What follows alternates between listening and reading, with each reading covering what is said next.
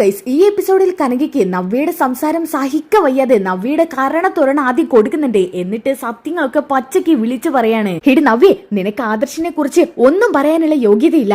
ആദർശ് മോനെ നീ ദൈവത്തെ പോലെ കാണണം. ആദർശ് മോനെ മാത്രല്ല ഈ നിൽക്കുന്ന നിന്റെ അനിയത്തി നയനയും എന്നൊക്കെ പറഞ്ഞിട്ട് കനക പൊട്ടി തെറിക്കുന്നുണ്ട് കേട്ടോ. ആ സമയത്തും നവ്യ ധൈര്യം കൈവിടാതെ വീണ്ടും ആദർശിനെയും നയനയും കുറ്റപ്പെടുത്തി വളരെ മോശമായ രീതിയിൽ സംസാരിക്കുകയാണ്. എന്നാൽ സത്യങ്ങൾ പറയാൻ പോകുന്ന കനകയെ നോക്കിക്കൊണ്ട് നയനയാണെന്നുണ്ടെങ്കിൽ കണ്ണുകൊണ്ട് ഓരോ ആക്ഷൻ കാണിക്കുന്നുണ്ട്. എന്നാൽ അതൊന്നും വക വെക്കാതെ തന്നെ കനക സത്യങ്ങളൊക്കെ വിളിച്ചു പറയാണ്. സത്യങ്ങളെല്ലാം അമ്മയുടെ വായിലൂടെ ഒന്നും വിടാതെ അറിയുന്ന നവ്യ ആകെ തളർന്ന് അവിടെ താഴെ തറയിൽ വീഴാൻ കേട്ടോ. ആ സമയത്ത് നന്ദു വന്ന് ഓടി ചെന്ന് വിടിക്കുന്നുണ്ട്. എല്ലാം കേട്ടതിന് ശേഷം നവ്യ അവിടെ നിന്ന് ഓടി റൂമിൽ ചെന്ന് കഥ കടിക്കാണ്. എന്നാൽ കടുങ്കൈ വല്ലതും ചെയ്യുമെന്ന് കരുതിയിട്ട് ഗോവിന്ദൻ കനക ഒരുപാട് വഴക്ക് പറയാണ്. അപ്പോഴും കനക പറയുന്നുണ്ട്, ഇത് ഇനിയും പറയാതെ അവളെ നമ്മളെ വിഡ്ഢിയാക്കിക്കൊണ്ടിരിക്കണോ? ആ ദുഷ്ടനായ ഭർത്താവിന് വേണ്ടി അവൾ അവളുടെ അനിയത്തിമാരെ ഇല്ലാത്ത പേരും പറഞ്ഞ് ഓരോന്ന് പറഞ്ഞോണ്ടിരിക്കുക. അത് കേൾക്കാനൊന്നും എനിക്ക് പറ്റത്തില്ല എന്ന് പറഞ്ഞ് കനക വിമർശിക്കുന്നുണ്ട്. അവൾ എന്തെങ്കിലും ചെയ്യട്ടെ, ഇതൊക്കെ മുന്നിൽ കണ്ടുകൊണ്ട് തന്നെയാണ് ഞാൻ ഇതൊക്കെ പറഞ്ഞത്. എനിക്ക് അവളുടെ വായിലൂടെ എന്റെ 2 മക്കളെ പറയുന്നത് കേട്ടോണ്ട് നിൽക്കാൻ പറ്റില്ലെന്നൊക്കെ കനക പറയുന്നുണ്ട് കേട്ടോ. ആ സമയത്ത് നന്ദുവും നയനിയൊക്കെ ഡോറിന് അടിച്ചു പൊട്ടിക്കുന്നുണ്ട്. എന്നിട്ട് നന്ദു പറയുന്നുണ്ട്, ചേച്ചി ചേച്ചി ഒന്ന് തുറക്ക് ചേച്ചി. ചേച്ചി ഇങ്ങനെയല്ല പ്രതികാരം വീട്ടേണ്ടത്. ചേച്ചി പോയാൽ അവൻ അടുത്തൊരു പെണ്ണിനെ കിട്ടും. അവനും അവന്റെ വീട്ടുകാരൊക്കെ സന്തോഷമായിട്ട് ജീവിക്കും. എന്നാലും ചേച്ചിയും ചേച്ചിന്റെ കുഞ്ഞുമാണ് അവിടെ തോറ്റു പോകുന്നത്. അതിനു പകരം അവന്റെ മുന്നിൽ നേരെ നിന്നിട്ട് ആത്മാഭിമാനത്തോടെ അവനെ നിയമത്തിന് വിട്ടുകൊടുക്കണം, ജയിലിലോട്ട് പറഞ്ഞു വിടണം, അവൻ അർഹിക്കുന്ന ശിക്ഷ ലഭിക്കണം എന്നൊക്കെ നന്ദു പറയുന്നുണ്ട് കേട്ടോ. അത് കേട്ട് ഒരു നിമിഷം നവ്യ ചിന്തിക്കുന്നുണ്ട്. പക്ഷെ അപ്പൊ തന്നെ അതൊന്നും വേണ്ട, ഒരു ആത്മഹത്യയിലൂടെ എല്ലാം തീർന്ന് പണ്ടാരടങ്ങും എന്നൊക്കെ പറഞ്ഞിട്ട് നവ്യ വീണ്ടും ആത്മഹത്യ ചെയ്യാൻ വേണ്ടി പോവാണ് കേട്ടോ. നന്ദു വീണ്ടും ഓരോന്ന് പറഞ്ഞോണ്ടിരിക്കുക. നയനയും കൂട്ടത്തിൽ പറയുന്നുണ്ട് കേട്ടോ, ചേച്ചിക്ക് വേണ്ടിയിട്ടാണ് ഞങ്ങൾ ഇത്രയൊക്കെ സഹിച്ചത്. ആ ചേച്ചിക്ക് ഞങ്ങൾ പറയുന്നത് കേൾക്കാൻ വയ്യ എന്നൊക്കെ പറഞ്ഞ് നയന ഓരോന്ന് പറയുന്നുണ്ട്. ഇതൊക്കെ കേട്ടിട്ട് അവസാനം നവ്യ ആത്മഹത്യ ചെയ്യാതെ വന്ന് ഡോറ് തുറക്കാണ്. അങ്ങനെ രണ്ടും കൽപ്പിച്ച് നന്ദുവിന് കൂടെ സ്റ്റേഷനിലോട്ട് പോകുന്നുണ്ട് കേട്ടോ. അവിടെയിട്ട് അബിയുടെ കാരണം നോക്കി ഒന്ന് പൊട്ടിക്കുന്നുണ്ട് നവ്യ. അവിടെ പിന്നെ വമ്പനൊരു ട്വിസ്റ്റ് നടക്കുന്നുണ്ട് കേട്ടോ. എന്താണെന്ന് അറിയണമെന്നുണ്ടെങ്കിൽ ഈ എപ്പിസോഡ് നിങ്ങൾ മുഴുവനായിട്ട് വാച്ച് ചെയ്തോ. അപ്പൊ നമുക്ക് ഈ ഒരു എപ്പിസോഡിലോട്ട് കിടക്കാം. ഈ എപ്പിസോഡിന്റെ തുടക്കത്തിൽ തന്നെ കാണിക്കുന്നത് നന്ദാവനാണ് കേട്ടോ. ആ നന്ദാവനത്തിലൂടെ വളരെ വിഷമിച്ചുകൊണ്ട് കരഞ്ഞുകൊണ്ടാണ് നയന കയറി വരുന്നത്. അമ്മേ അമ്മേ ഈ ശബ്ദം കേട്ടിട്ട് അടുക്കളയിൽ പാചകം ചെയ്തുകൊണ്ടിരിക്കുന്ന കനക പുറത്തോട്ട് വരുന്നുണ്ട്. ആ മോളെ, നയന മോളെ, ഞാൻ മോൾക്ക് അങ്ങോട്ട് വിളിക്കാനിരിക്കുവായിരുന്നു. എന്തു പറ്റി മോളെ? മോളുടെ മുഖം എന്താ മൊത്തത്തിൽ വാടിയിരിക്കുന്നു? എങ്ങനെ വാടാതിരിക്കും അമ്മേ? ചേച്ചി അതുപോലുള്ള പ്രശ്നങ്ങൾ ഉണ്ടാക്കിയാ അവിടെ നിന്ന് ഇങ്ങോട്ട് ഇറങ്ങി പോകുന്നത്. അല്ല അമ്മേ, ചേച്ചി എവിടെ? ചേച്ചി മിക്കവാറും ഇങ്ങോട്ടായിരിക്കും വന്ന് കാണുക. അതൊന്നും പറയണ്ട നയനമോളെ. നിന്റെ ചേച്ചിയെ നിന്നെയും നന്ദുവിനും ഇല്ലാത്ത വഴക്കൊന്നും പറയാനില്ല. ഞാനും ഗോവിന്ദേട്ടനും അനന്തപുരിയിലേക്ക് വരുന്നതിനെ കുറിച്ച് പറഞ്ഞുകൊണ്ടിരിക്കുവായിരുന്നു. ആ സമയത്താ നവ്യമോള് വിഷമിച്ചോണ്ട് കയറി വന്നത്. എന്നിട്ട് എന്താ അമ്മ ഉണ്ടായത്? ഇതുണ്ടാവാനാ അവൾ അച്ഛനെയും വിളിച്ച് നന്ദുവിന്റെ അടുത്തോട്ട് പോയിട്ടുണ്ട്. നന്ദുവിന്റെ അടുത്ത് അച്ഛനെന്നല്ല ആരെ കൊണ്ട് ചെന്നിട്ടും കാര്യമൊന്നുമില്ല. അവളെ കുറ്റം ചെയ്തവർക്ക് നിയമത്തിനെതിരായിട്ട് ഒന്നും ചെയ്യില്ല. നിനക്കറിയാലോ നയനമോളെ നന്ദുവിനെ. ഇനി ഇപ്പൊ എങ്ങനെയെങ്കിലും ഒന്ന് അവനെ ജാമ്യത്തിൽ ഇറക്കട്ടെന്ന് കരുതി കഴിഞ്ഞാല് അവൻ ചെയ്തിരിക്കുന്ന തെറ്റ് അത്രയ്ക്കും ചെറുതാണോ? അമ്മേ, അവനെ ജാമ്യത്തിൽ ഇറക്കണമെന്ന് തോന്നുന്നുണ്ട് അമ്മയ്ക്ക്. എനിക്കൊന്നും തോന്നുന്നില്ല. അത്രത്തോളം വലിയ ക്രൂരത അവൻ ചെയ്തിരിക്കുന്നത്. അറിയാലോ അവൻ ചെയ്ത തെറ്റിന്റെ ആഴം. അതൊന്നും മനസ്സിലാക്കാതെ ചേച്ചി അവന് വേണ്ടി വക്കാലത്ത് പറയാൻ ചെന്നേക്കുമായിരിക്കും. നന്ദു എന്തായാലും അവനെ പുറത്ത് വിടില്ല, ആ കാര്യം എനിക്ക് ഉറപ്പുണ്ട്. എന്നാലും മോളെ, നിന്റെ ചേച്ചിയുടെ കാര്യം ആലോചിക്കുമ്പോ എന്താ അമ്മയ്ക്ക് അവനെ പുറത്തു വിടണമെന്നുണ്ടോ? എനിക്ക് ആഗ്രഹം ഉണ്ടായിട്ടല്ല. പക്ഷേ നവ്യമോള് സത്യമൊക്കെ അറിയാതെ എന്തൊക്കെയോ വിളിച്ചു പറയുവാ. നിന്നെയും നന്ദുവിനെ കുറിച്ച് പറയാത്തതായിട്ട് ഒന്നുമില്ല. ചേച്ചി പറയട്ടെ അമ്മേ, എന്നാലെങ്കിലും ചേച്ചിയുടെ ദേഷ്യം തീരുമല്ലോ. മോളെ, നമുക്ക് ആ സത്യങ്ങളൊക്കെ നവ്യമോളോട് തുറന്നു പറഞ്ഞാലോ? വേണ്ടമ്മേ, ഈ ഒരു സിറ്റുവേഷന്റെ ഇടയ്ക്ക് ചിലപ്പോൾ അതും കൂടി പറഞ്ഞു കഴിഞ്ഞാൽ ചിലപ്പോൾ അത് ചേച്ചിക്ക് സഹിക്കാൻ പറ്റില്ല. ചേച്ചി എന്തെങ്കിലും ചെയ്താൽ പിന്നെ ആ ദുഃഖം നമുക്ക് തീരും അമ്മേ. ഒരിക്കലും ഇല്ല മോളെ. അതുകൊണ്ടാണ് ഞാൻ അവളോട് ഇതൊന്നും പറയാതിരിക്കുന്നത്. പലപ്പോഴും സത്യങ്ങളൊക്കെ വിളിച്ച് പറയണമെന്നുണ്ട്. പക്ഷേ ഓരോന്ന് ആലോചിക്കുമ്പോ ആ സമയത്താണ് കേട്ടോ നവ്യയും അച്ഛനും കൂടി വീട്ടിലോട്ട് കയറി വരുന്നത്. അങ്ങനെ അവരുടെ ശബ്ദം കേട്ടപ്പോ തന്നെ കനക പറയുന്നുണ്ട്, മോളെ, ഗോവിന്ദേട്ടനും നവ്യമോളും വന്നെന്നാ തോന്നുന്നത്. മോള് വാ. ഇതും പറഞ്ഞുകൊണ്ട് അവര് ഹോളിലോട്ട് ചെല്ലുന്നുണ്ട് കേട്ടോ. ആ സമയത്ത് നവ്യ ഗോവിന്ദനോട് പറയുന്നുണ്ട്, അച്ഛാ, അവൾ എന്റെ അബിയെ ചെയ്യുന്നത് കണ്ടില്ലേ? അടിച്ച് ഇഞ്ചിഞ്ചാക്കുക. എന്റെ കുഞ്ഞിന് അച്ഛനില്ലാതായി കഴിഞ്ഞാലുണ്ടല്ലോ അവളെ ഞാൻ കൊന്നിട്ട് ഞാൻ ജയിലിൽ പോവും. മോളെ, അത് നിന്റെ അനിയത്തിയല്ലേ? ആണ്, അനിയത്തിയാന്നുള്ള ബോധം അവക്കുണ്ടോ? അവൾ എനിക്കൊരു ചേച്ചിയുടെ പരിഗണന തരുന്നുണ്ടായിരുന്നെങ്കിൽ ഞാൻ പറഞ്ഞിട്ട് എന്റെ അബി അവിടുന്ന് വിടില്ലായിരുന്നോ? പകരം അവൾ എന്താ ചെയ്തിരിക്കുന്നത്? മോളെ, ഇനിയിപ്പോ അവള് പറഞ്ഞു വിട്ടാലും അവൻ ചെയ്തിരിക്കുന്നത് നിയമപരമായിട്ട് തെറ്റാണ്. എന്നാലും അവക്ക് എന്റെ അബിയെ പുറത്തിറക്കാലോ. അവളത് ചെയ്യുന്നില്ലല്ലോ. എന്നാ ഇത് കേട്ടോണ്ടാണ് നയന ദേഷ്യം പിടിച്ചു വരുന്നത്. ചേച്ചി പോയിട്ട് കാര്യങ്ങളൊന്നും നടന്നില്ല അല്ലേ? നീ ഇവിടെ ഉണ്ടായിരുന്നോ? അവിടെ ഒളിച്ചിരിക്കുമായിരിക്കും ഞാൻ കേൾക്കുന്നത് എന്താണെന്ന് അറിയാൻ. എനിക്ക് അങ്ങനെ ചേച്ചി പറഞ്ഞത് ഒളിഞ്ഞു നിന്ന് കേൾക്കണമെന്നൊന്നുമില്ല. അങ്ങനെയായിരുന്നെങ്കിലേ ഞാൻ ചേച്ചി പറയാനുള്ളത് മുഴുവൻ കേട്ടിട്ട് പുറത്തോട്ട് വരത്തുള്ളായിരുന്നു. മിണ്ടരുത് നയനെ, നീയും നന്ദു ഒക്കെ കൂടി കൂടിയിട്ട് എന്റെ അബിയെ പോലീസ് സ്റ്റേഷനിലേക്ക് കൊണ്ടുപോയില്ലേ, ഒരു ജയിൽ പുള്ളിയാക്കിയില്ലേ എന്റെ കുഞ്ഞിന്റെ അച്ഛനെ. അവൻ ജയിൽ അർഹിക്കുന്നുണ്ട്. അങ്ങനെ ഒരുത്തൻ ജയിലിൽ പോവണം. എന്താടി നീ പറഞ്ഞത്? ഒരിക്കൽ കൂടി പറ, നിന്റെ കരണത്തിൽ ഞാൻ വിരല് പതിപ്പിക്കും. തല്ല് ചേച്ചി. ഇങ്ങനെയൊക്കെ പറഞ്ഞത് കേൾക്കുന്നേക്കാളും ഭേദം തല്ലുന്നത് തന്നെയാ. നിങ്ങൾ തമ്മിലുള്ള വഴക്കൊന്ന് നിർത്ത്. നയനമോൾ എന്തിനിപ്പൊ ഇങ്ങോട്ട് വന്നത്? അച്ഛാ, അവിടെ നിന്ന് അങ്ങനെ ഒരാൾ ഇറങ്ങി പോരുമ്പോ എങ്ങനെയാ സമാധാനത്തോടു കൂടി അവിടെ നിൽക്കാൻ പറ്റുക? എടി, നിനക്ക് എന്നോട് വല്ല ഇഷ്ടം ഉണ്ടായിരുന്നെങ്കിൽ നീ എന്റെ അബിയെ കൊണ്ടുപോകണ്ടെന്ന് പറയണ്ടായിരുന്നു. പകരം നീ അബിയെ കൊണ്ടുപോകാൻ പ്രോത്സാഹിപ്പിച്ചിരിക്കുക. അവൻ നിയമത്തിന് മുന്നിൽ തെറ്റുകാരനാണ്. അതുകൊണ്ട് അവനെ കൊണ്ടുപോയേ പറ്റൂ. അതിനെ ഞാൻ ഒരിക്കലും എതിർക്കില്ല. നീ എതിർക്കില്ലെന്ന് എനിക്ക് നന്നായിട്ട് അറിയാം. എന്റെ ഭർത്താവ് വലിയൊരു തെറ്റ് ചെയ്തിട്ടുണ്ട്. എന്നിട്ടും അവനെ സപ്പോർട്ട് ചെയ്യല്ലേ എല്ലാവരും കൂടി. അയാളെ സ്റ്റേഷനിലാക്കുന്നതിന് പകരം അയാളെ പോയിട്ട് പൂജിച്ച് അവിടെ ഇരുത്തിയേക്കുമല്ലേ മൂർത്തീസ് ജ്വല്ലറിയുടെ MD ആയിട്ട്. അതിന് പകരം എന്റെ അബി എന്ത് ചെറിയ തെറ്റ് ചെയ്താലും അവന് വലിയ ശിക്ഷ കൊടുക്കും നിങ്ങളെല്ലാവരും കൂടി. എനിക്കതല്ല അമ്മേ മനസ്സിലാവാത്തത്. എന്തുകൊണ്ട് എന്റെ അബിയെ മാത്രം ഇവര് ടാർഗറ്റ് ചെയ്യുന്നത്? ചേച്ചി, വെറുതെ ഇവിടെ വന്ന് ബഹളം വെച്ചിട്ട് കാര്യമില്ല. അവൻ ജയിലിൽ പോകുന്ന തെറ്റ് ചെയ്തിട്ടുണ്ട്. നമുക്ക് അനന്തപുരിയിലോട്ട് പോവാം. ഞാൻ വണ്ടി വരാൻ പറഞ്ഞിട്ടുണ്ട്. നീയേ തനിച്ചങ്ങ് കയറി പോയാ മതി. ഞാൻ നിന്റെ കൂടെ വരുന്നു, പ്രതീക്ഷിക്കണ്ട. എന്താ ചേച്ചി ഇങ്ങനെയൊക്കെ പറയുന്നത്? അവൻ മൂർത്തീസ് ജ്വല്ലറിയുടെ ലേബലിലെ കള്ളക്കടത്ത നടത്തിയേക്കുന്നത്. അതും ലക്ഷങ്ങളുടെ കള്ളക്കടത്ത്. ആയിക്കോട്ടെ, പക്ഷെ അതിനും വലിയ തെറ്റ് നിന്റെ ഭർത്താവ് ചെയ്തിട്ടുണ്ടല്ലോ. അങ്ങേരെ ജയിലിൽ കൊണ്ടുപോവാണെങ്കിൽ എന്റെ അബിയെ ജയിലിൽ കൊണ്ടുപോകുന്നതിൽ എനിക്ക് ഒരു കുഴപ്പമില്ല. പക്ഷേ അയാൾ അത്രയും വലിയ തെറ്റ് ചെയ്തിട്ടും നെളിഞ്ഞു നിവർന്ന് നടക്കുന്നുണ്ട്. അയാളെയൊക്കെ നിങ്ങൾ വലിയ ആളായിട്ട് കാണുക. എന്റെ അബിയെ മാത്രം നിങ്ങൾ പുറംപോക്കാക്കി ചിത്രീകരിച്ചിരിക്കുക. ചേച്ചി ചിന്തിക്കുന്ന രീതിയാണ് തെറ്റ്, അല്ലാതെ ഞങ്ങൾ ചെയ്യുന്ന പ്രവൃത്തിയല്ല. എടി നയനെ, നീ കൂടുതൽ മിണ്ടട്ടാ. നിന്നോട് ആരും ഇപ്പൊ ഇങ്ങോട്ട് വരാൻ പറഞ്ഞത്? നിനക്ക് അനന്തപുരി തന്നെ ഇരുന്നാ പോരായിരുന്നോ? എന്റെ ചേച്ചി അവിടുന്ന് വിഷമിച്ചോണ്ട് ഇറങ്ങി പോന്നത്. അങ്ങനെ എനിക്ക് കൈയും കെട്ടി അവിടെ ഇരിക്കാൻ പറ്റത്തില്ല. അമ്മേ, ഇവളോട് മിണ്ടാതിരിക്കാൻ പറഞ്ഞോ? എങ്കിലേ ഞാൻ ചിലപ്പോ ഇവിടെ കഴുത്ത് എരിച്ച് കൊല്ലും. ആ സമയത്ത് ഗോവിന്ദ പറയുന്നുണ്ട്, നിർത്ത്. കുറെ നേരായി സ്വന്തം കൂടപ്പറപ്പുകളെ കഴുത്തെരിച്ച് കൊല്ലുമെന്നും കൊന്ന് ജയിലിൽ പോകുന്നൊക്കെ പറയുന്നു. നിനക്ക് എങ്ങനെയാ നവ്യമോൾ ഇങ്ങനെയൊക്കെ പറയാൻ തോന്നുന്നത്? അച്ഛാ, എന്നോട് അവർ ചെയ്യുന്ന ഇങ്ങനെയല്ല. എന്നോട് ഒരു തുള്ളി പോലും സ്നേഹമില്ലാത്തവര് എങ്ങനെയാ എന്റെ അനിയത്തിമാരാവുന്നത്? നവ്യമോളെ, ഒരുപാട് കടമ്പകൾ കടന്ന എന്റെ അനിയത്തിയായി നയന ഇവിടെ നിൽക്കുന്നത്. ആ നയനമോള് ഇതിനെ പൂർണ്ണമായിട്ട് എതിർക്കുന്നുണ്ടെന്നുണ്ടെങ്കിൽ അതിലെന്തെങ്കിലും കാര്യമുണ്ടെന്ന് മോള് മനസ്സിലാക്കണം. എല്ലാവർക്കും നയന. ഇവളെയാണല്ലോ എല്ലാവർക്കും ഇഷ്ടം. ഇവളെ മാത്രമല്ല, ഇവിടെ താഴെയുള്ള നന്ദുവിനെയും. എന്നെ മാത്രം ആർക്ക് കണ്ടുകൂടാ. ശരിയാണ്, ആദർശ് എന്ന വ്യക്തിയെ വിവാഹം കഴിക്കാതെ ഞാൻ അബിയുടെ പിന്നാലെ പോയി അബിയെ വിവാഹം കഴിച്ചു എന്ന് കരുതിയിട്ട് അവിടെ എനിക്ക് സ്ഥാനമില്ലാതാവുന്നുണ്ടോ? ആ ഒരു തെറ്റ് ഞാൻ ചെയ്തു. പക്ഷെ അതിനുശേഷം ഞാൻ നല്ലവളായതല്ലേ? എന്നെ എല്ലാരും കൂടി വീണ്ടും ഭ്രാന്തിയാക്കുകയാണോ? എന്തായാലും ഒന്നോർത്തോ, ഞാനിത് വിടില്ല. ആ സമയത്താണ് നന്ദു അങ്ങോട്ട് കയറി വരുന്നത്. ചേച്ചി, ഒന്ന് പതുക്കെ പറ. അയലത്തുള്ളവരൊക്കെ കാത് കോർത്ത് നിൽക്കുക. എന്റെ അടുത്ത അനിയത്തി, കയറി വാടി. സ്നേഹമില്ലാത്തവളുമാർ. ചേച്ചി ഒന്ന് പതുക്കെ പറ. അയലത്തുള്ളവരൊക്കെ കേൾക്കും. ഇത് വാർത്തയായി പത്രത്തിലും ന്യൂസിലും ഒക്കെ വന്നു കാണും. ഇനി എന്ത് കേൾക്കാനാ? ഒരു ജയിൽ പുലിയായി എന്റെ അബിയെ ചിത്രീകരിച്ചില്ലേ നിങ്ങളൊക്കെ? അയാൾക്ക് ജയിലിൽ കിടക്കാനുള്ള അർഹതയേ ഉള്ളൂ. അതുകൊണ്ടാണ് ഞാൻ അയാളെ ജയിലിലോട്ട് കൊണ്ടുപോയത്. എന്നിട്ട് എന്താക്കിയടി?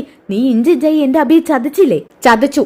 ഇനിയും ഞാൻ അയാളെ തല്ലും. അയാൾ അത് അർഹിക്കുന്നുണ്ട്. ദേ നന്ദു, നിന്നെ ഞാൻ എന്റെ ദേഹത്തെ തൊട്ടു പോകരുത്. തൊട്ടാലുണ്ടല്ലോ ഞാൻ എന്റെ ചേച്ചിയാണെന്ന് നോക്കില്ല. നീ എന്ത് പറഞ്ഞടി? ചേച്ചിയാണെന്ന് നോക്കില്ലെന്ന്. പ്രതികളോട് എങ്ങനെ പെരുമാറുന്നു അതുപോലെ ഞാൻ പെരുമാറും. ആ സമയത്ത് ഗോവിന്ദ പറയുന്നുണ്ട്, നന്ദു, ഇത് നിന്റെ ചേച്ചിയാണ്. നിന്റെ സ്റ്റേഷനിലെ കാര്യങ്ങളൊക്കെ അവിടെ എടുത്താൽ മതി. ആ റൂൾസ് ഒന്നും ഇവിടെ എടുക്കണ്ട. എടുക്കേണ്ട സ്ഥലത്ത് ചിലപ്പോൾ എടുക്കേണ്ടി വരും അച്ഛാ. ഇതുപോലുള്ള ചേച്ചിമാരുണ്ടാവുമ്പോ. ചേച്ചി ഒരു കാര്യം ഓർത്തോ, എന്തായാലും അവനെ കൂടി ഞാൻ അഴി എണ്ണിക്കും. അവൻ ചെയ്ത തെറ്റുകൾക്കൊക്കെ അവൻ ശിക്ഷ അനുഭവിക്കുകയും ചെയ്യും. എടി, നിന്നെ പോലുള്ള അനിയത്തിമാരൊന്നും ഒരിക്കലും ഒരാൾക്കും ഉണ്ടാവരുത്. അത്രത്തോളം വെറുത്തു ഞാൻ നിങ്ങളെയൊക്കെ. ഞാനൊരു കാര്യം ചോദിക്കട്ടെ? അവിടെ ഒരുത്തനുണ്ടല്ലോ, പറഞ്ഞത് തന്നെ പറയാണെന്ന് കരുതരുത്. എന്നാലും ആ വൃത്തിയിട്ടവനെ നിങ്ങൾക്കാർക്കും പോലീസ് സ്റ്റേഷനിലോട്ട് കൊണ്ടുപോകാൻ പറ്റില്ല.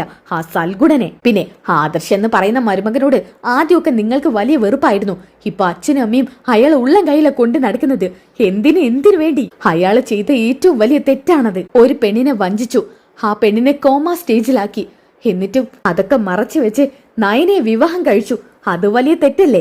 എന്നിട്ട് ആ തെറ്റിനെ മറച്ചു വെച്ചോണ്ട് നയനയെ കല്യാണം കഴിച്ചിട്ടും അച്ഛനും അമ്മയും അയാൾ പറയുന്നത് എന്താണോ അതിന് കൂടെ നിൽക്കുന്നത്. മോളെ, അതിലെന്തെങ്കിലും കാര്യമുണ്ടെന്ന് അപ്പൊ നീ മനസ്സിലാക്കണ്ടേ? എന്ത് കാര്യം? നിങ്ങൾക്ക് ആർക്കെങ്കിലും എന്തെങ്കിലും പറയാനുണ്ടെങ്കിൽ അത് തുറന്നു പറയണം. അല്ലാതെ മനസ്സിൽ വെച്ചോണ്ടല്ല എന്നോട് പെരുമാറേണ്ടത്. അപ്പൊ നിങ്ങൾ പറയാത്തതിന് കാരണം ഒന്നുമില്ല.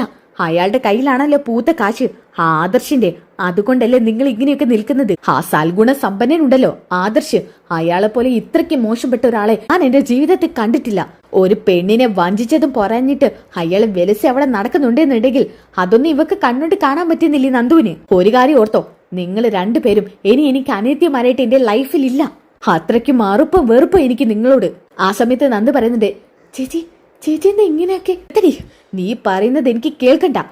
ഞാൻ ഈ വീട്ടിലോട്ട് വരത്തില്ല. എന്റെ അച്ഛനമ്മയും കാണാൻ തോന്നിയാ ഞാൻ പുറമെ നിന്ന് കാണും. എങ്കിലും നീയും നിന്റെ ഭർത്താവും ഒക്കെ എടുത്തു കൊടുത്ത ഈ വീട്ടിലോട്ട് ഞാൻ കയറി വരില്ലടി. എന്റെ അബിയെ വീട്ടിലോട്ട് പറഞ്ഞു വിടുന്നവരെ ഞാൻ എന്റെ അബിക്ക് വേണ്ടി കാത്തിരിക്കും. അവന് ജാമ്യം കിട്ടാൻ ഏതറ്റം വരെയും പോവും. എന്നാലും നിന്റെ ഭർത്താവില്ലേ, അവനെ ഗതി കിട്ടാതെ അലിയിപ്പിക്കും ഞാൻ. എന്റെ അനിയത്തിമാരാണെന്ന് പറഞ്ഞു നടക്കുന്ന നിങ്ങൾ രണ്ടുപേരും ഒരു കാലത്തും ഗതി പിടിക്കില്ല. ഈ നവ്യ പറഞ്ഞത് നോക്കിക്കോ. ഇത് പറയുന്ന സമയത്ത് തന്നെ കനക പറയുന്നുണ്ട്, നിർത്തടി, മതിയാക്കിക്കോ നവ്യ നിന്റെ സംസാരം. ഇല്ലെന്നുണ്ടെങ്കിൽ നിന്റെ കരണടിച്ച് പൊട്ടിക്ക് ഈ കനക. പൊട്ടിക്കമ്മേ പൊട്ടിക്ക്. എല്ലാവർക്കും എന്നോടാണല്ലോ ദേഷ്യം. എന്നോട് എന്റെ അബിയോടും മാത്രം, നിന്നോട് മാത്രമല്ലടി, നിന്റെ അബിയോടും നിന്റെ അബിയുടെ അമ്മ എന്ന് പറയുന്ന ആ നശൂലും പിടിച്ച സ്ത്രീയില്ലേ, അവരോട് എനിക്ക് ദേഷ്യം തന്നെയാ. അപ്പോ അച്ഛനും അമ്മയും അവരുടെ കൂടെ തന്നെയാണല്ലേ. ഒരക്ഷരം നീ ഇനി ശബ്ദിച്ചാ കനക പറഞ്ഞത് ചെയ്യും. നിന്റെ കരണത്തിൽ ഞാൻ തല്ലു. നീ എന്തറിഞ്ഞിട്ടാടി എന്റെ നയനമോളെ ഇങ്ങനെ കുറ്റപ്പെടുത്തുന്നത്? നയനമോളുടെ മുന്നിൽ നിനക്ക് ഇങ്ങനെ നിൽക്കാനുള്ള ഒരു യോഗ്യത പോലും ഇല്ല. അങ്ങനെ നിനക്ക് യോഗ്യത ഉണ്ടാവണമെന്നുണ്ടെങ്കിൽ നീയേ അടുത്ത ജന്മം ജനിക്കേണ്ടി വരും. അടുത്ത കൊല്ലം ഇങ്ങനെ പോയാൽ നീ നന്നാവെന്ന് എനിക്ക് തോന്നുന്നില്ല. ആ സമയത്ത് നയന പറയുന്നുണ്ട്, അമ്മേ വേണ്ടമ്മേ, നിർത്ത് നയനമോളെ. ഇങ്ങനെ പറയുന്നത് കേട്ടോണ്ട് നിൽക്കാൻ എനിക്ക് പറ്റില്ല. ആ സമയത്ത് ഗോവിന്ദനും പറയുന്നുണ്ട്, അതെ, ഇങ്ങനെ മക്കളെ പറയുന്നത് കേട്ട് നിൽക്കാൻ ആർക്കും പറ്റില്ല മോളെ. അപ്പോ ഞാൻ അച്ഛൻ്റെ അമ്മയുടെ മോളല്ലേ? അതെ, പക്ഷേ മോളെ ഇങ്ങനെ ഓരോരുത്തരെ കുറിച്ച് പറയുമ്പോ ഞാൻ ആരെ കുറിച്ച് അച്ഛൻ പറഞ്ഞത്? ആദർശിനെ കുറിച്ചോ? അയാൾ അത്രയ്ക്ക് മോശപ്പെട്ട ഒരു വ്യക്തിയല്ലേ. പെണ്ണിനെ വഞ്ചിച്ചിട്ട് നെളിഞ്ഞ് നിവർന്ന് നടക്കുന്ന ഒരു വൃത്തിയിട്ട മനുഷ്യൻ. ആ സമയത്ത് തന്നെ കനക ഒരെണ്ണം കാരണത്ത് നോക്കി കൊടുക്കാൻ കേട്ടോ. നിർത്തിക്കോ, ഇല്ലെങ്കിൽ ഇതുപോലെ ഇനിയും നിനക്ക് കിട്ടും. അമ്മേ, അമ്മേനെ തല്ലിയല്ലേ? അയാൾ ചെയ്ത തെറ്റിന് അമ്മ എന്നെ തല്ലിയല്ലേ? പിന്നെ തല്ലാതെ എന്നെ പോയിട്ട് പൂജിക്കണോടി. ആദർശമോനെ നിനക്ക് ഇങ്ങനെ പറയാൻ എന്ത് യോഗ്യതയാടി ഉള്ളത്? ആദർശമോനെ നിനക്ക് ഔദാര്യമായിട്ട് തന്ന ജീവിതമാണ് നിന്റേത്. ആ എന്റെ ആദർശമനെ കുറിച്ച് നിന്റെ വായിന്ന് ഇതുപോലുള്ള സംസാരങ്ങൾ ഇനി വന്ന കാരണത്തല്ലേ ഞാൻ നിനക്ക് തരിക. എന്റെ കഴുത്തിന് പിടിച്ച് കൊല്ലും ഞാൻ. പ്രസവിച്ച അമ്മ തന്നെ നിന്റെ ജീവൻ എടുക്കടി. അമ്മേ, അമ്മ അയാൾക്ക് വേണ്ടി എന്നോട് ഇങ്ങനെയൊക്കെ പറയാണോ? അതടി, അമ്മ തന്നെയാ പറയുന്നത്. ഇനിയും നീ ഈ സത്യങ്ങളൊന്നും അറിയാതിരുന്ന എന്റെ നയനമോൾ ഒരുപാട് നീ കുറ്റപ്പെടുത്തു. എന്റെ നയനമോളുടെ മുന്നിൽ നിൽക്കാൻ പോലും നിനക്ക് അർഹതയില്ല. അങ്ങനെയുള്ളപ്പോഴാ നീ നയനമോളെയും ആദർശമോനെയും കുറിച്ച് ഇങ്ങനെയൊക്കെ സംസാരിക്കുന്നത്. ഇത്രമാത്രം വലിയ പുണ്യം എന്താ അമ്മ ഇവർ ചെയ്തത്? അത് പറയാൻ മാത്രം അമ്മ എന്താ മനസ്സ് കാണിക്കാത്തത്? പറയടി, അതൊക്കെ പറയാൻ തന്നെ വരുന്നത്. അപ്പൊ ഗോവിന്ദനെ കനകയുടെ കൈ പിടിക്കുന്നുണ്ട് കേട്ടോ. നിങ്ങളൊന്ന് വിട്ടേ. ഇങ്ങനെ ഓരോന്നും പറഞ്ഞ് ഓരോരുത്തരെ നിർത്തിയിട്ടാ ഇവള് സത്യങ്ങളൊന്നും അറിയാതെ പോയത്. നയനമോളെ, ഇനിയും സത്യം പറയാതിരുന്ന അവളെ നിന്നെയും നിന്റെ ഭർത്താവിനെയും താറടിച്ച് കിട്ടും. ആ സമയത്ത് നയന പറയുന്നത്, അമ്മേ വേണ്ടമ്മേ.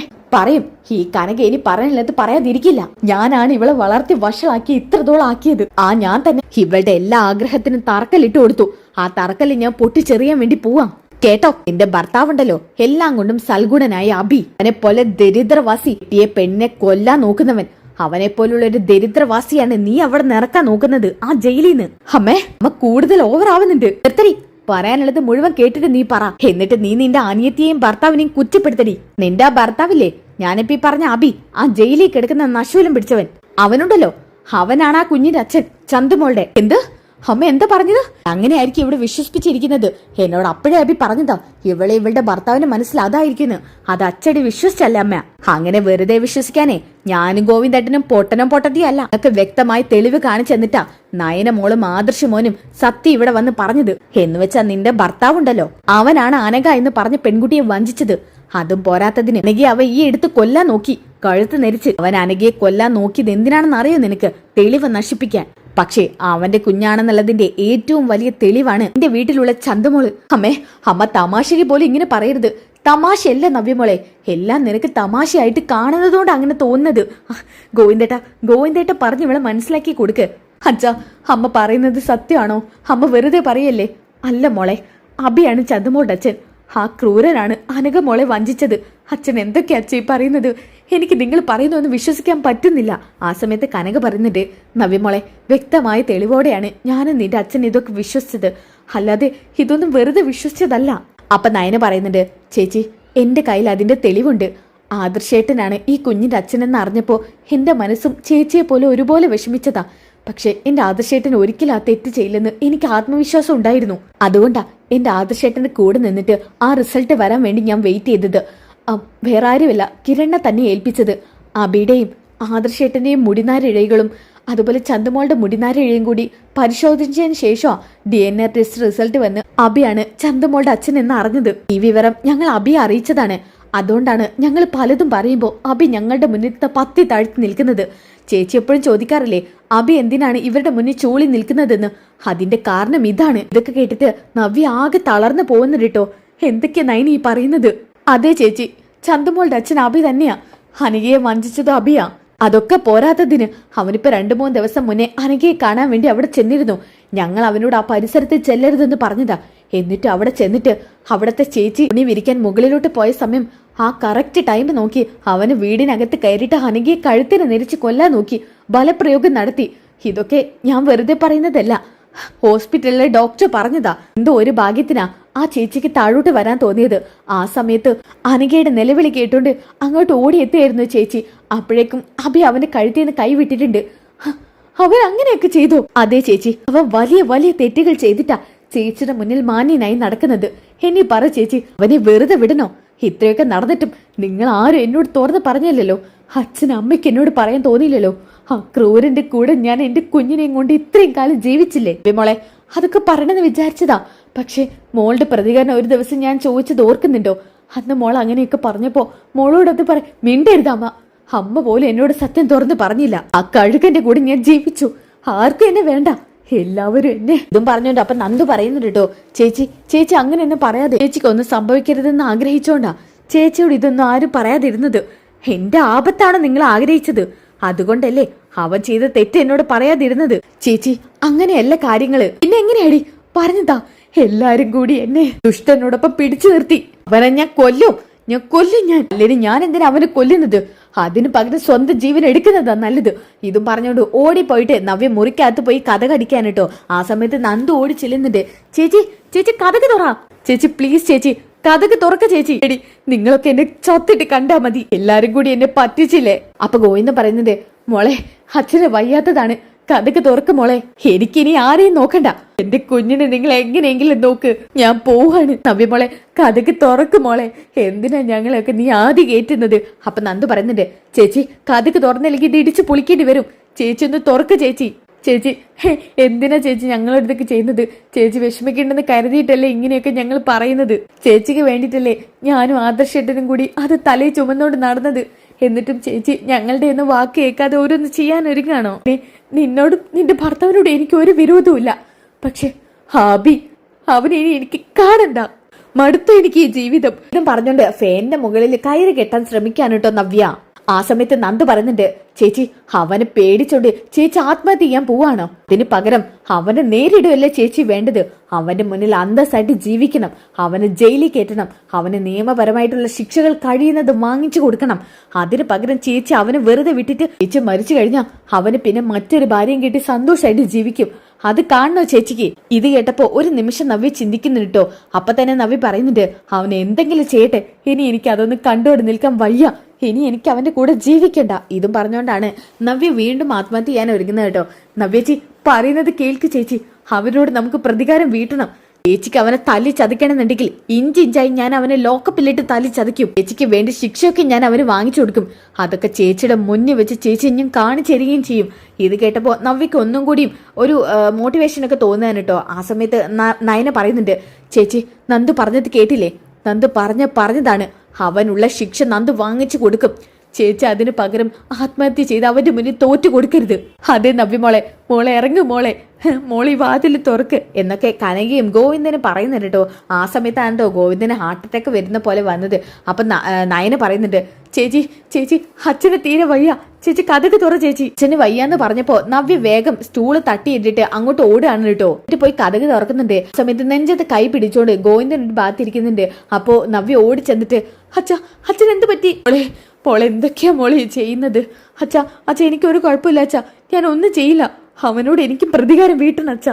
അതിനു വേണ്ടി തന്നെയാണ് ഞാൻ വീണ്ടും വന്നിരിക്കുന്നത്. ഞാൻ ഒന്നും ചെയ്യില്ല അച്ഛാ വിഷമിക്കാതെ അച്ഛാ. മോളെ എനിക്ക് നിങ്ങളൊക്കെ തന്നെയുള്ളൂ.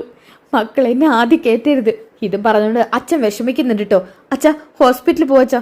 എനിക്ക് ഹോസ്പിറ്റലൊന്നും പോവണ്ട. എന്റെ മോള് പുറത്തോട്ട് വന്നല്ലോ, അപ്പൊ തന്നെ എന്റെ ഹൃദയത്തിന്റെ വേദനയിൽ നിന്നു. അല്ലേ, അവന്റെ മുന്നിൽ പോയിട്ട് എന്റെ മോളെ കാണിച്ചു കൊടുക്ക്. എന്റെ മോൾ അവന്റെ മുന്നിൽ പോയി കാർക്കിച്ച് തുപ്പണം എന്നൊക്കെ പറയുന്ന ഗോവിന്ദൻ. നന്ദു, അവനെ എനിക്ക് ചെന്ന് കാണണം. അവന്റെ കാരണത്തെ എനിക്കൊന്ന് കൊടുക്കണം. അവനെ ലോക്കപ്പിലിട്ട് ചതച്ച് കൊല്ലുന്നത് എനിക്ക് കാണണം. നീ വാ ചേച്ചി, വാ നമുക്ക് പോവാം. ഇതും പറഞ്ഞുകൊണ്ട് നയനയും നവ്യയും അതുപോലെ തന്നെ നന്ദുവും കൂടി സ്റ്റേഷനിലോട്ട് പോകുന്നിട്ടോ. ഗോവിന്ദേട്ടനും കുഴപ്പമൊന്നുമില്ലല്ലോ? ഒരു കുഴപ്പമില്ല നവ്യെ. നീ മുമ്പ് കല്യാണം നടത്താൻ വേണ്ടി ഒരു ചെറിയ അടവിട്ടില്ലേ, അതുപോലെ ഒരു ചെറിയ അടവാ ഇത്.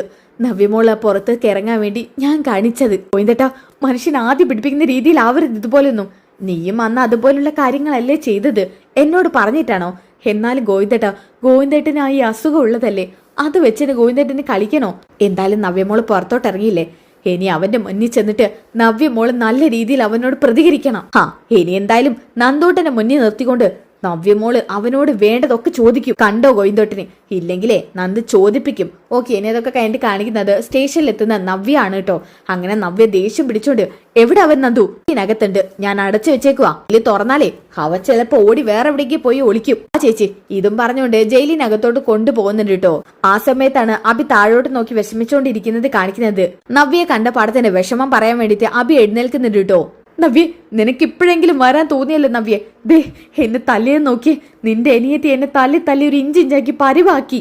ഒരുപാട് തല്ലി നവ്യെ, എനിക്ക് നന്നായിട്ട് വേദനിക്കുന്നുണ്ട്. വേദനിച്ചോ നിനക്ക്? വേദനിച്ചു നവ്യെ, അവൾ എന്നെ അങ്ങനെയല്ലേ തല്ലിയത്. എടാ, കൂടുതൽ ഷോ ഇറക്കണ്ട. ഒന്നും ഇല്ലെങ്കിലും നിന്റെ ചേച്ചിയുടെ ഭർത്താവല്ലേ ഞാന്.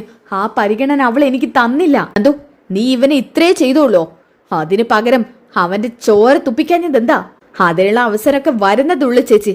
ഈ ലോക്കപ്പിലിട്ട് അവനെ കൊന്നിട്ട് ഞാൻ ജയിലിൽ പോയാലും വേണ്ടിയില്ല. നവ്യ, നീ എന്താ ഇങ്ങനെയൊക്കെ? മിണ്ടരുത്. താൻ എത്രത്തോളം എന്നോട് ചെയ്യാൻ പറ്റുന്നോ അത്രത്തോളം ക്രൂരത ചെയ്തില്ലടോ. നന്ദു, ഈ ലോക്കപ്പ് തുറക്ക്. ചേച്ചി, അത് ലോക്കപ്പ് തുറക്കാനല്ലേ പറഞ്ഞത്? ഇതും പറഞ്ഞോണ്ട് ലോക്കപ്പ് തുറക്കുന്നുണ്ട് കേട്ടോ. അങ്ങനെ നവ്യ ആണെന്നുണ്ടെങ്കിൽ അതിനകത്തോട്ട് കയറുന്നുണ്ട്. എന്നിട്ട് അബിയുടെ നേരെ നടക്കാണ് കേട്ടോ. നേരെ നടന്നിട്ട് സാരിയുടെ ഒരു തുമ്പത്ത് നിന്ന് കത്തി എടുക്കുന്നുണ്ട് കേട്ടോ, അബിയുടെ വയറിന് കുത്താൻ വേണ്ടിട്ട്. എന്നാൽ ഇത് സൈഡിലൂടെ കണ്ട പാടെ തന്നെ ഓടി ചെന്നിട്ട് നന്ദു ആ കത്തി വാരി പിടിക്കുന്നുണ്ട്. ചേച്ചി എന്തൊക്കെ മണ്ടത്തരീ ചെയ്യുന്നത്? നന്ദു, എനിക്ക് കത്തിത്താ, ഇവനെനിക്ക് കുത്തിക്കൊന്ന് കുടല് പുറത്തെടുക്കണം. ചേച്ചി എന്തൊക്കെയാ ചേച്ചി ചെയ്യുന്നത്? അങ്ങനെയൊന്നും ചെയ്യാൻ പാടില്ല. ഇവന് വേണ്ടി ശിക്ഷ വാങ്ങിച്ചു കൊടുക്കാനല്ലേ നമ്മൾ ഇങ്ങോട്ട് വന്നത്, അല്ലാതെ ഇവനെ സുഖമായിട്ട് ഹോസ്പിറ്റലിൽ കിടത്താനല്ലല്ലോ. നന്ദു, അത് താരത്തില്ല ചേച്ചി. അവനെ നിയമത്തിന് വിട്ടുകൊടുക്കണം. അതിനു വേണ്ടിയാ ചേച്ചി ഞാൻ ഇങ്ങോട്ട് കൊണ്ടുവന്നത്. ഇവനെ ഞാൻ ഇതും പറഞ്ഞോണ്ട് നവ്യ ഓടി ചെന്നിട്ട് അവന്റെ കാരണത്ത് പൊട്ടിക്കുന്നുണ്ട് കേട്ടോ. നവ്യ, നീ എന്താ ഇങ്ങനെയൊക്കെ? ഇനി ഞാൻ എങ്ങനെ ആവണം? നീ എന്നെ എന്റെ കുഞ്ഞിനെ വഞ്ചിച്ചില്ലടാ. ചന്തുമോട്ടച്ച നീ ആയിരുന്നല്ലേ? ഇതും പറഞ്ഞുകൊണ്ട് വീണ്ടും തല്ലാൻ പോവാട്ടോ. ആ സമയത്ത് നന്ദു ആണെന്നുണ്ടെങ്കിൽ പിടിച്ചു മാറ്റുന്നുണ്ട്. ചേച്ചി മതി, അവൻ ആവശ്യത്തിനുള്ള തല്ല് ഞാൻ കൊടുത്തിട്ടുണ്ട്.